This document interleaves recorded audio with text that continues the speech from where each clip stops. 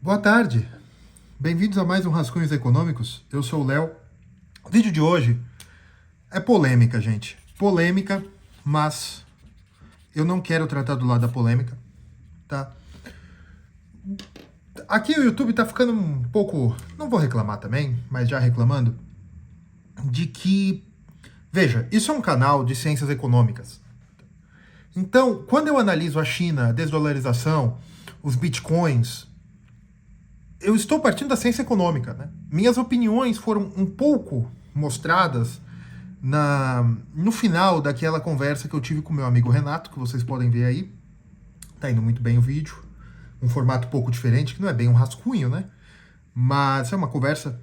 E aqui eu vou ter um rascunho, um rascunho econômico com vocês, né? À luz da ciência econômica, sobre a crise da Venezuela. É uma crise, gente, que dura de 1980 para cá, né, 2025, certo? Mas que se agravou muito de 2014 para cá. Então, fazendo esse disclaimer, né, vai ter polêmica e vai depender da maturidade de vocês, certo? Por quê? Eu vou evitar um pouco a política, porque não é necessário a minha querida pessoa falar sobre a crise política venezuelana, tá? Porque se nós falarmos sobre a crise política venezuelana e o caráter da elite dirigente venezuelana hoje, vocês não precisam de mim. Tá? Por quê? É uma coisa clara quanto translúcida, né? Que se você acha que existe alguma coisa de aceitável ou desejável no regime venezuelano, não vai ser um vídeo no YouTube que vai mudar a sua opinião. E se você acha que não existe, que a Venezuela é um regime rejeitado, que ninguém pode gostar daquilo ali, né, tal, não vai ser um vídeo no YouTube que vai mudar a sua opinião, né?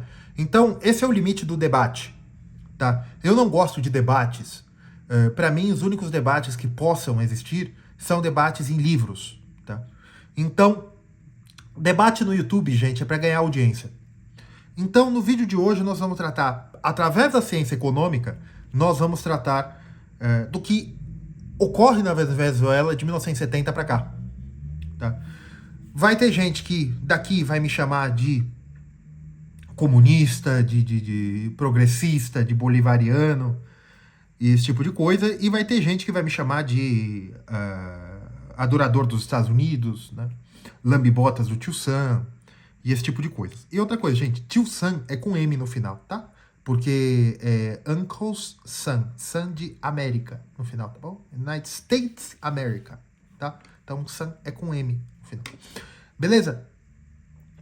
Vamos lá. Primeiro de tudo, vocês estão vendo aqui, né? A bandeirinha, tá? A Venezuela, gente. A Venezuela é uma tragédia. Por que tragédia? Tragédia, na literatura grega, tragédia não é apenas uma coisa que dá errado. Tragédia é algo que dá errado para coisas grandiosas. Para coisas grandes. Reis, semideuses podem ter tragédias. A vida comum não. E no sentido grego da palavra, o que ocorreu com a Venezuela foi uma tragédia. Eu vou tratar da doença holandesa. A doença holandesa é uma teoria econômica, né? É um modelo econômico feito por Max Carden e Peter Neary em 1982, né? Max Carden era, não sei se é um economista australiano, e Peter Neary, um economista, eu não sei bem a nacionalidade dele, mas ele era professor da Universidade de Oxford. Não sei se era, se é, não importa. Tá, vamos lá. A Venezuela é um país que fica no Caribe, né? É um país da América do Sul para o Mar do Caribe. E, primeiro de tudo, a Venezuela era um país rico. Tá? Em 1930, na década de 1930, a Venezuela já produzia coisa de 700 mil barris de petróleo dia. Ou tinha capacidade produtiva, né?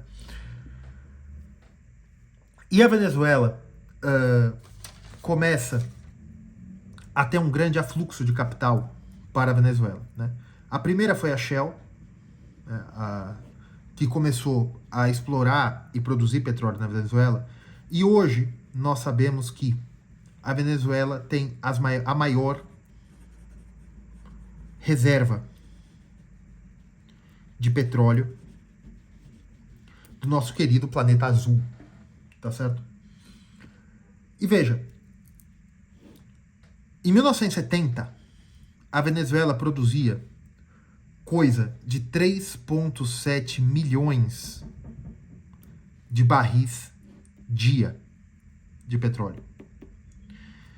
Só que em 2023, a Venezuela chegou a 700 mil. A capacidade produtiva. Em 90 anos, a Venezuela perdeu 90 anos? Não, a Venezuela ficou muito rica nesse meio de caminho. O que aconteceu?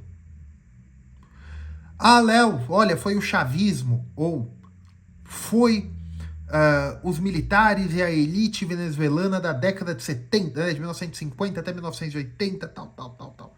Não, foi a crise da dívida da década de 80. Olha, eu acho que tá todo mundo certo nisso aí. Tá todo mundo certo.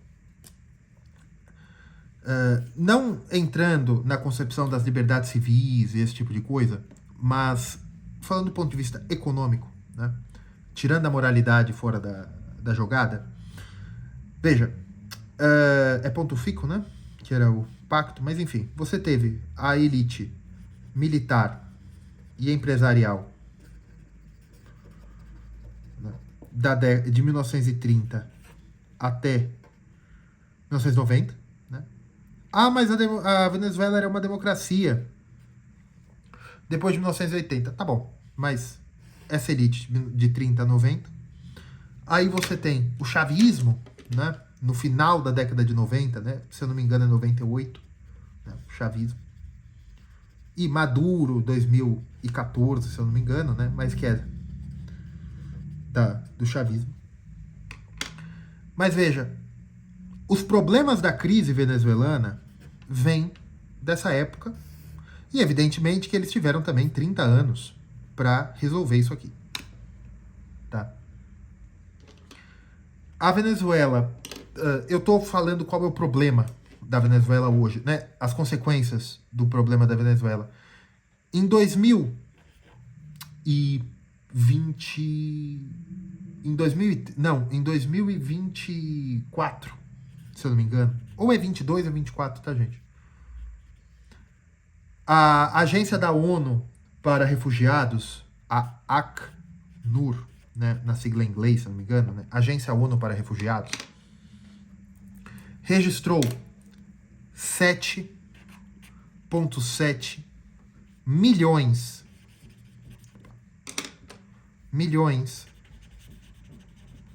de venezuelanos como refugiados ou migração forçada, né? Às vezes eles entram no país sem ter o status de refugiado, porque eles conseguiram imigrar, não pegaram o status de refugiado, mas eles são migração forçada, tá? Porque o que é refugiado? É aquele nacional que sai do país, porque ele é forçado pelo risco de vida, ou por falta de comida, ou tipo de coisa. Só que, por exemplo, vamos supor, desses venezuelanos, 40%, vamos supor não, 40% desses venezuelanos, segundo, aí já não é a ACNUR, aí é a Migration Policy Institute,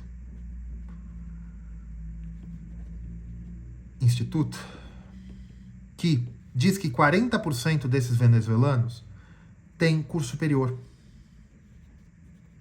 Ou seja, mão de obra qualificadíssima. Não seria de surpreender se 10% desses 40% conseguissem empregos em outros países sem ser refugiado. Foi trabalhar e recebeu a documentação sem ser refugiado, tá? Mas a ACNUR entende como refugiados, tá bom?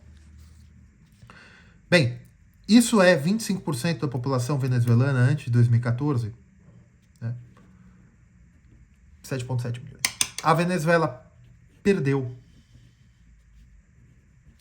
25% da sua população como refugiados para outros países. A inflação venezuelana em 2014 e 2015 chegou a 1 milhão por cento, né? Hiperinflação. A receita do petróleo praticamente desapareceu. Ah, Léo, mas e os embargos americanos? O embargo americano, né, na verdade a sanção, não é embargo, é o setor financeiro. Né? E não é tão grande quanto as sanções russas, à Rússia. Né? Eu acho que eles ainda podem fazer SWIFT, mas bancos americanos não podem investir no setor de petróleo e gás venezuelano. Bem, o PIB per capita venezuelano, na década de 70, era um PIB per capita 3 vezes maior que o brasileiro. 3 vezes. 1970. Hoje, eles perderam 65% do PIB. 65% do PIB venezuelano desapareceu, né, de 2013 para 2020, tá, em 7 anos. É o maior drop do PIB em tempos de paz. Né? A Ucrânia perdeu 40%. Mas veja, a Ucrânia perdeu território, ou controle sobre o território.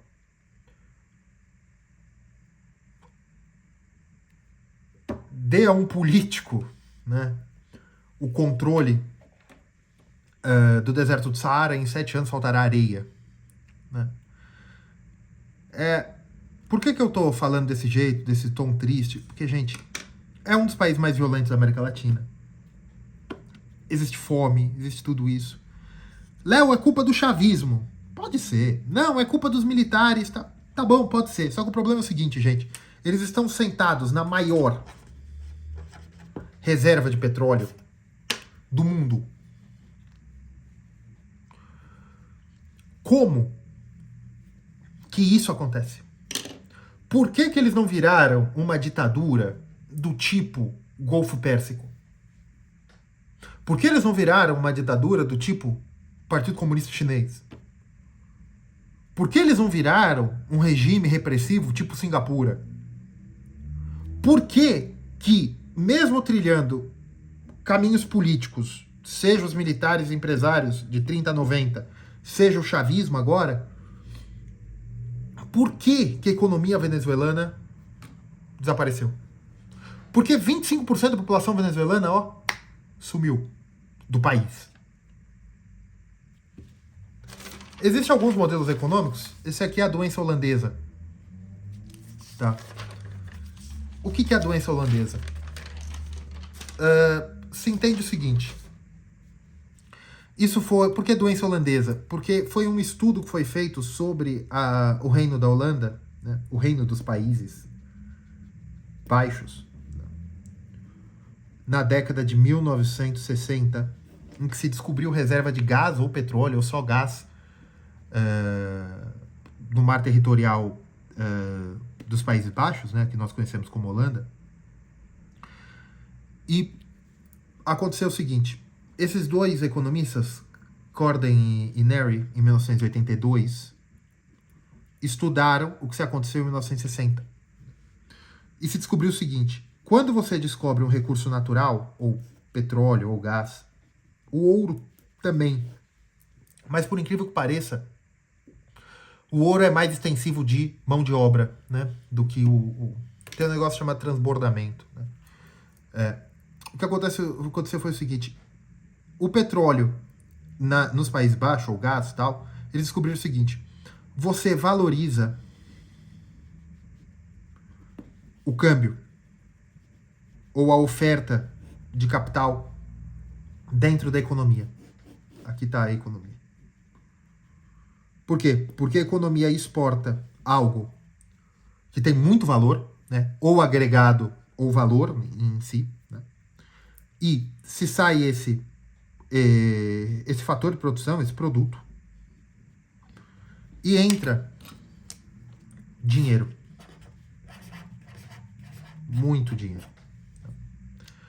E o que ocorre é o seguinte, o Estado, isso aqui já é para um petroestado, né? Mas vamos começar aqui. O que acontece é o seguinte, isso entra e começa a valorizar.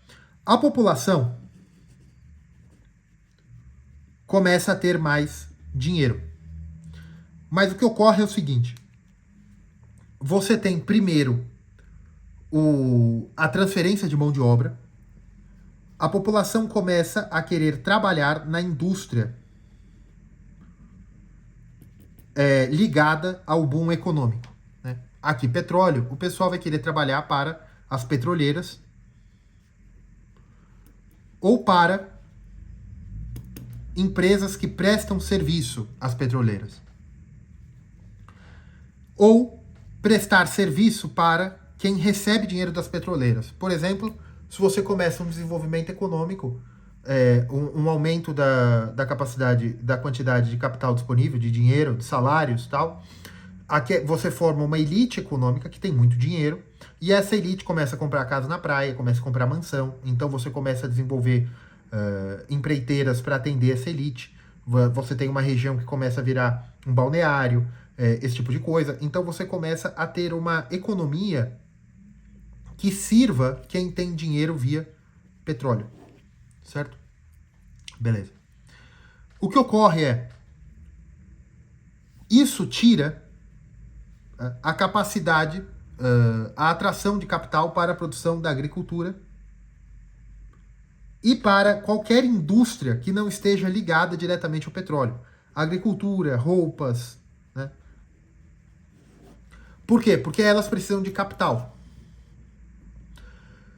Por que eu vou dar dinheiro, eu vou emprestar capital, ou eu vou pôr capital, ou eu vou começar uma indústria de roupas, tal, se esse pessoal do petróleo pode importar roupas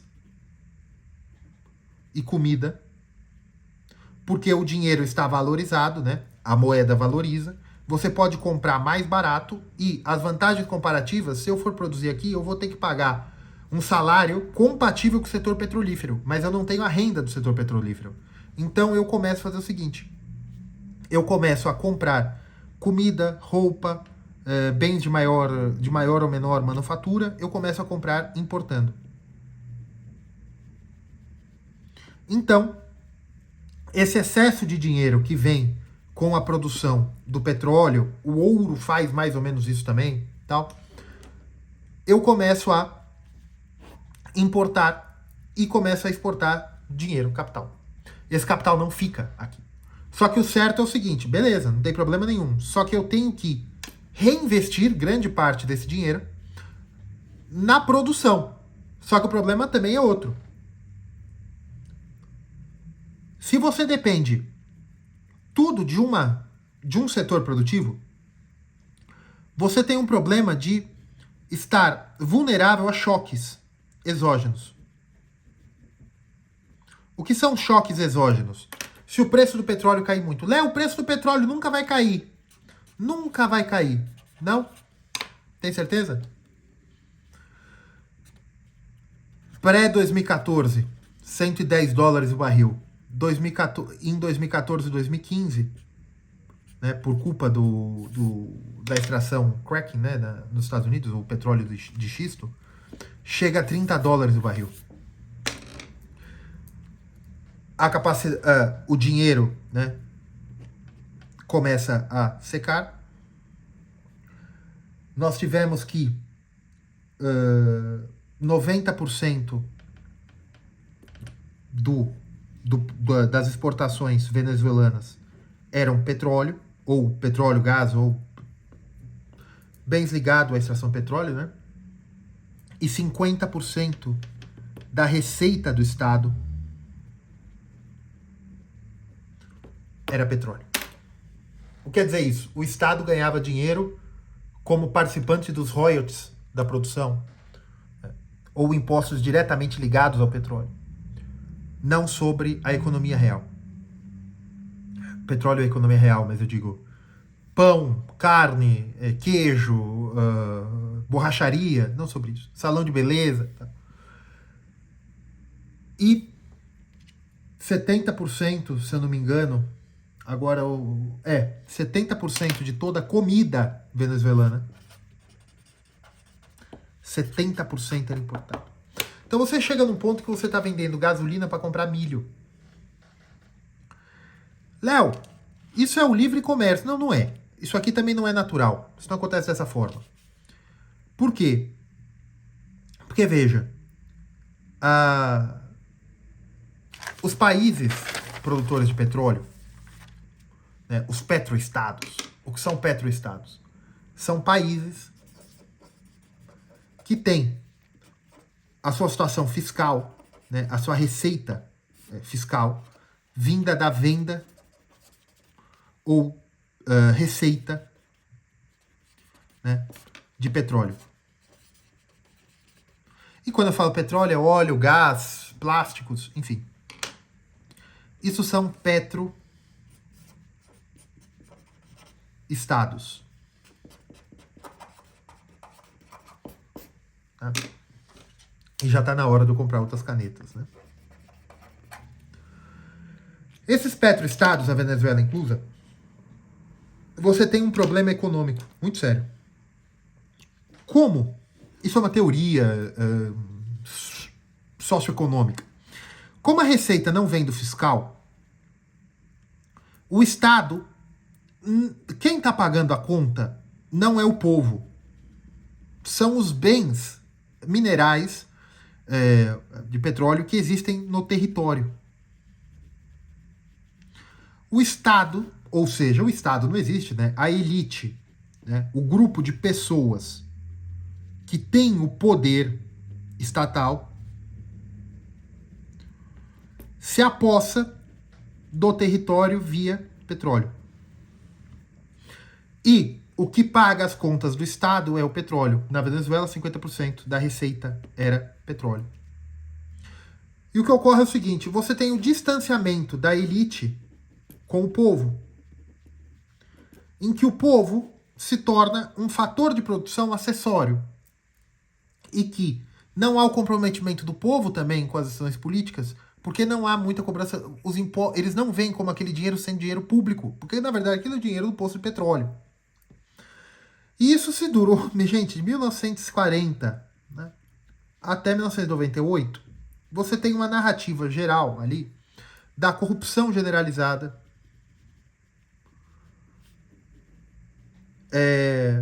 a CIA chegou numa estimativa que 100 bilhões de dólares foram desviados na década entre 1970 a 1980 com receitas de petróleo. E você não tem os incentivos de reinvestimento certo na tecnologia ou de produção de capital humano voltado ao petróleo. E aí você tem essa dependência. Com Chávez e Maduro, né, de 98 para frente, aqui você gerou todo um caldeirão social, que o que eu disse lá no vídeo da China e da Argentina também, no outro vídeo, nós não podemos ignorar o impacto social de questões econômicas. Tá?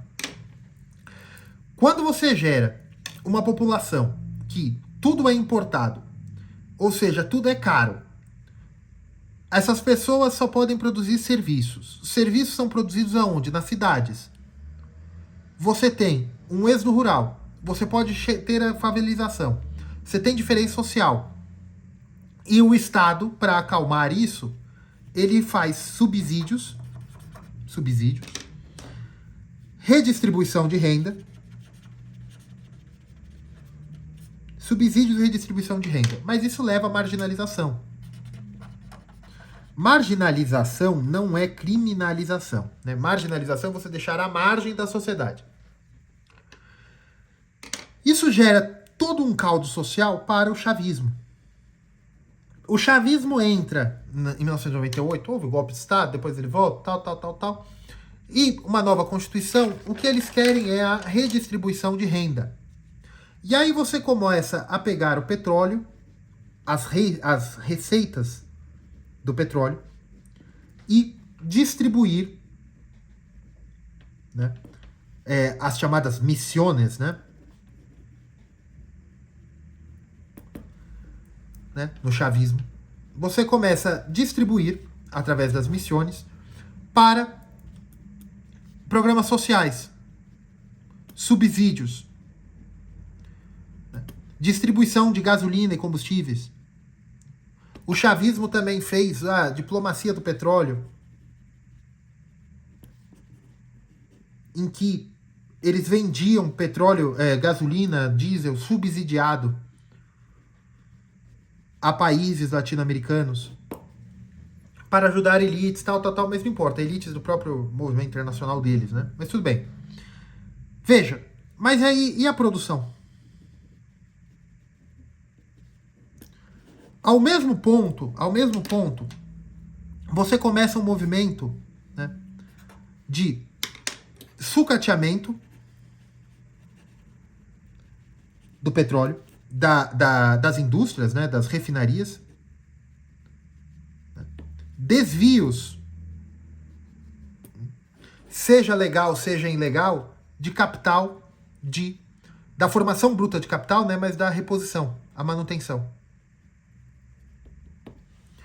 E aí o que ocorre na Venezuela, você chega em 2010, 2012, com a capacidade produtiva do petróleo já muito baixa. Então, a Venezuela já não conseguia seguir a OPEP. A Venezuela é membro fundador da OPEP, se eu não me engano, e faz parte da OPEP ainda, se eu não me engano, né? Mas ela não conseguia seguir as determinações seguintes. A Venezuela tinha que ganhar do volume. Por quê? Porque é mais barato produzir em volume do que em pouco volume. Então eles diluíam os custos também, porque a tecnologia era obsoleta. E o que ocorre também é o seguinte: a Venezuela, o regime, começou a perseguir técnicos e engenheiros da estatal venezuelana, da PDVSA. Ou a situação, a deterioração do tecido social venezuelano começou a fazer muito desses técnicos, engenheiros, né? Ou outro tipo de técnico. Gente, tem gente que trabalha na plataforma petróleo, tem formação e tal, mas o importante é a experiência do camarada, né? Pessoas com experiência, pessoas com capacidade dentro da indústria de petróleo iam para onde? Para os Estados Unidos. Imigração, né? Eles imigravam. Iam para os Estados Unidos, para a Europa, para os países do Golfo Pérsico, né? Para o Golfo Pérsico, né? As monarquias árabes do Golfo Pérsico. Iam para lá para ganhar dinheiro. Melhor do que na Venezuela, na visão deles. 40% dos 7,7 milhões de refugiados venezuelanos, né? 40% dos 7,7 milhões de refugiados venezuelanos são bacharéis, técnicos e doutores. 40%, né? 7,7,4, 3 milhões de pessoas. É uma população uruguaia de bacharéis e doutores que saíram, né? E, somando ao fato que começou a faltar dinheiro, né, você ficou sem, né, os três capitais. Você ficou com o capital produtivo, né, o capital fixo, né, abalado pela falta, por necessidade de manutenção ou reinvestimento. Certo? E aí você teve o problema do capital humano. 3 milhões de bacharéis, técnicos e doutores foram embora. E aqui o problema é o seguinte também, para formar esse pessoal novamente. A reposição do próprio capital humano. Porque muitos desses são professores também. Vão embora. Certo? E aí, você também tem o problema do capital financeiro. Se começa a faltar dinheiro, começa a faltar dinheiro. E você também teve, a partir de 2017, as sanções, né, americanas para impedir investimentos de empresas, de bancos, né, na indústria do petróleo e gás venezuelano. E aí, durante 2014 e 2015, o que se faz? Você tem 50% das suas receitas vindo do petróleo. A sua capacidade produtiva desapareceu. Você produzia em 1930 700 mil barris por dia. Agora, em 2020, você produz a mesma quantidade que 90 anos atrás. De onde tem seu dinheiro? Gente, velha e boa. Olha, seu cachorro pode te abandonar, sua mulher pode te abandonar, seu marido pode te abandonar, todo mundo pode te abandonar. Mas se você é o Estado, você sempre tem uma opção. Senhoriagem. Léo, o que é senhoriagem? Impressora. Eles começaram a imprimir bolívares. Dinheiro. Para manter a capacidade econômica. Você leva senhoriagem, você leva uma hiperinflação, né? Isso aqui estourou. A Venezuela não tinha capacidade de se financiar via título da dívida. Os militares e pessoal civil, os empresários do regime pré-chavista, deixaram a Venezuela com uma baita de uma dívida externa que eu não sei como, se eles tinham tudo aquilo de capacidade produtiva do petróleo, né? Você tinha corrupção, você tinha um tecido social desgastado, você, quando entra o novo regime, com a ideia de justiça social, muitos do capital humano e o capital produtivo que pode, foge do país, e aí você leva isso. Um país que perdeu 25% da sua população. Né? Léo, é culpa do chavismo. Cara, os milicos deles também, né? A elite política, 1940, 1998. Né? Léo, o que você faria? Olha, protecionismo não é muito bom, tá? Mas, se eles tivessem estabelecido, né, um regime de subsídios ou um regime fiscal ao tipo japonês, né, ao tipo sul-coreano, né, ou um sistema, né, que eu acho que eles podiam ter feito, saudita. Nem tanto saudita, né, dos Emirados Árabes Unidos, né, de Doha, Catar, né, ou um sistema bancário para manter os petrodólares, se capitalizando via fundo soberano. Por que a Noruega conseguiu e a Venezuela não? Por que os árabes conseguiram e a Venezuela não? Veja, a Argentina não passou pela destruição que a Venezuela passou. Ah, Léo, é culpa do comunismo, do bolivarianismo? Pode ser. Eu, pessoalmente, acho que sim. Mas veja, mesmo assim não se explica. Por quê? Porque, veja, é culpa da elite comunista, dos socialistas, do socialismo moreno, né? Que eles mesmos falam, tá? Aqui não nenhum grau de preconceito ou piada, né? O pessoal se chama de socialismo moreno, né? Socialismo latino-americano. Agora, o problema é o seguinte. Tá. Aí os meus amigos liberais vão falar, não, mas a ditadura, né? Um regime fechado leva à destruição da economia. Tá bom. Agora, uma pergunta aí pra vocês, muito simples. Por que a China não aconteceu isso?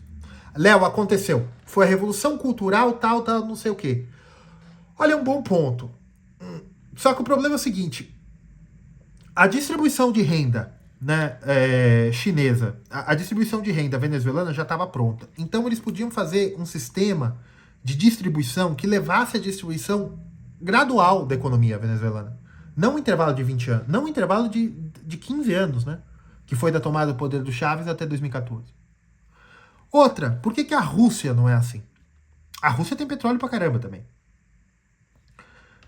Então, o que... Ah, mas vai acontecer. Tá bom, pode ser que aconteça, mas por enquanto não aconteceu. Né? O que a Venezuela deveria ter feito, né, se eu recebesse um telefonema agora do camarada Maduro, certo? Léo, que podemos ser nós outros? Agora nada, né? Mas 10 anos atrás. Léo, que podemos ser nós outros? 10 anos atrás também não dava mais tempo. Né? Agora, nos anos 2000, ele ia ligar para mim e eu não ia entender. Né?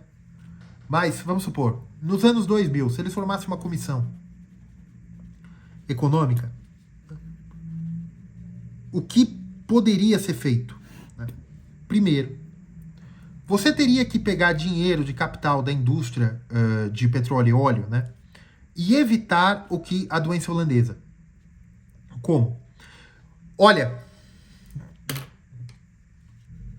você poderia fazer o que o Brasil faz, né?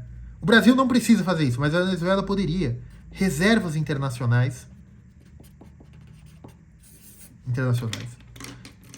para segurar o preço da moeda corrente, para não manter o dólar tão alto, através de reserva internacional. E veja, isso não é controle sujo do preço do câmbio. Não é. Você fazer reserva internacional para esqueci o nome. Fazer reservas internacionais para você tirar liquidez, né? Para esterilizar, né? O aumento de dinheiro corrente através da compra de moeda internacional, isso não é câmbio sujo. Isso não é câmbio sujo. Isso é normal. Você poderia fazer uma reserva internacional. Da reserva internacional, você faria um modelo norueguês. Né? Você poderia fazer um fundo soberano. Com o fundo soberano, você poderia investir. Veja, você poderia investir em indústrias não venezuelanas em solo não venezuelano. Você poderia produzir também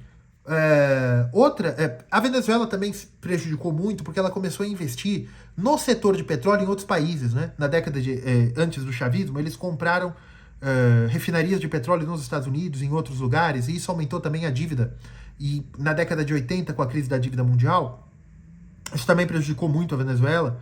Mas veja, Argentina, Brasil também passaram por isso. Né? E a Argentina e o Brasil, mal e mal, se recuperaram. Né? O México também passou por isso. A Rússia, né? Não em 1980, mas 1990, né? A crise da Rússia em 98. Então, só que tudo isso aqui esbarra numa única coisa. Técnicos, tecnocracia, não. Corrupção. E mais que isso, mais do que isso, tecido social. Veja, a economia pode te dar muitas ferramentas. Mas se você não tem um tecido social, se você não tem uma ordem, né? Agora estou falando que nem liberal, né? Mas eu quero dizer, qual é o incentivo deles fazerem tudo isso? Né? De fazer uma coisa bem feita? Porque isso vem no longo e médio prazo. O pessoal que fez todas essas tragédias em 1970 já foi. E agora são os filhos e netos deles que nem devem saber que eles eram netos do pessoal que fez isso. Como que se resolve a Venezuela hoje? A Venezuela, se ela quiser se resolver do ponto de vista tradicional, ela tem que voltar à ordem internacional. Não digo se alinhamento com os Estados Unidos, mas manter relações com a Europa, buscar um acordo com o FMI, provavelmente dando algumas refinarias como garantia. Não sei que tipo de negociação poderia ser feita, porque isso é o mais interessante. Não é que o petróleo venezuelano acabou. Acabou o capital para a sua exploração. Né? E poderia ser feito várias coisas, né, para reexploração daquele petróleo ali. Se a Venezuela não quer fazer via Estados Unidos ou União Europeia, olha, os chineses estariam muito contentes. Né? Mas veja, os chineses investem um pouco, mas eles também não confiam no sistema venezuelano. Né? Os chineses poderiam investir ali. Os russos tá com um probleminha de capital agora, né? Eles estão investindo em outras coisas. Em coisas que queimam petróleo. Né? Mas daria para fazer de várias formas. Né? Mas o problema é político ali. Agora é político. Né? Veja, um problema econômico, né, levou a uma quebra do tecido social. Né? Que é a teoria que é o seguinte, né? Revoluções e problemas sociais acontecem em países que têm dinheiro. Porque a má distribuição de renda ou a injustiça da distribuição de renda, não estou falando de justiça social, eu estou falando que alguns problemas sistêmicos levam à marginalização e levam a uma ojeriza social. E isso leva a problemas de alocação de recursos, ineficiência de alocação de recursos. Porque aí você começa a tirar dinheiro do orçamento dali, daqui, você prejudica, você mata a galinha dos ovos de ouro para poder fazer um frango assado para o pessoal não se revoltar. Mas aí eles comeram a galinha de ovos de ouro e não tem mais ovo de ouro, entendeu? Então é muito complicado. Eu fiz um overview aqui, né, da doença holandesa, que quando você retira, quando você tem uma commodity ou alguma coisa que produz muito dinheiro, você tira as vantagens comparativas e você tira capital das coisas que não produzem tanto dinheiro. Só que você precisa daquelas coisas, comida, alimentação e esse tipo de coisa. E aí você começa a importar aquela comida. E aí você está vendendo gasolina para comprar milho, para comprar arroz, para comprar batata. E aí você está escoando capital. Né? O certo era você ter um prejuízo no começo, falando, mas por que eu estou sustentando essa indústria deficitária?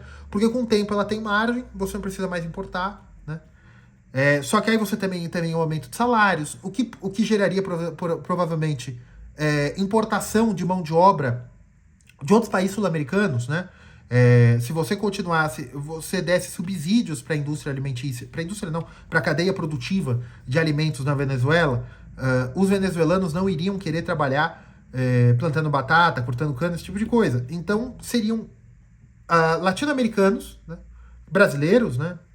Latino-americanos, ou pessoas de outras partes do mundo poderiam vir à Venezuela em busca de salários melhores para manter a produção. Por isso que a gente critica também, né, o sistema migratório da União Europeia e até o sistema migratório dos Estados Unidos, mas é uma forma também de combater, de impedir. É que naqueles países você não tem a doença holandesa, né? Mas eu digo, você também, para você manter a produtividade, uma certa seguridade, né? Eu não estou falando que está certo, mas a gente entende algumas escolhas econômicas. E é isso. Tá, gente? Isso aqui é um overview, né? Uma análise aí sobre o setor petróleo venezuelano e o que aconteceu, a tragédia venezuelana. E é isso, tá bom? Curtam, compartilham, inscrevam-se no canal, tá certo? Fiquem com Deus.